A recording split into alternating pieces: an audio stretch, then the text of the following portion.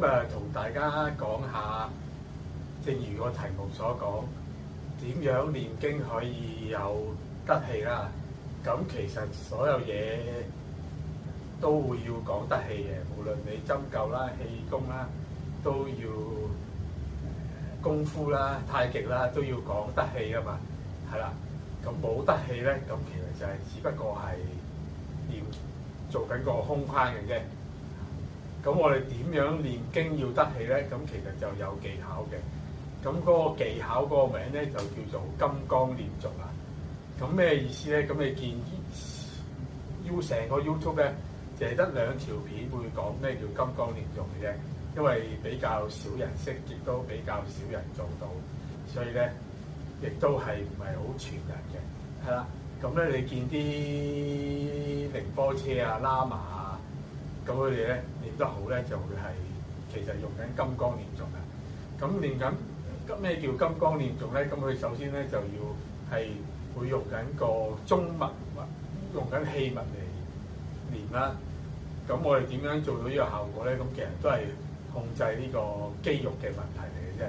咁佢有咩益處咧？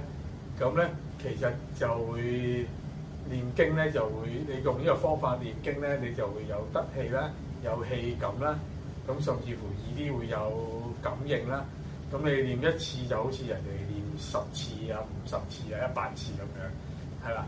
咁你念得好咧，就會又念得快啦，又易啲 connect 到啦，connect 到呢個神明菩薩啦，咁樣啦，係啦。咁咧，所以咧，其實就我哋要念經咧，就一定要有技巧，要有識呢個金剛念誦啦。咁甚至乎咧，你念到成嘅話咧，你就會感覺到每一條經咧去唔同嘅經絡嘅。咁甚至乎有啲勁嘅經咧，就係通晒12條經絡嘅。咁有啲經咧就要負責通一條。咁同一篇經裏邊咧會有晒每一條通唔同嘅經絡。咁你念晒咧就等同12條經絡咁樣啦。咁你咧就好似念經都好似做緊氣功咁，會打通你身上嘅經絡啦、氣脈啦，咁從而會令到你更加易念嗰啲氣脈明顯同處火啦。咁啊，下一次咧就再同示範俾大家睇咩叫金剛念誦啦。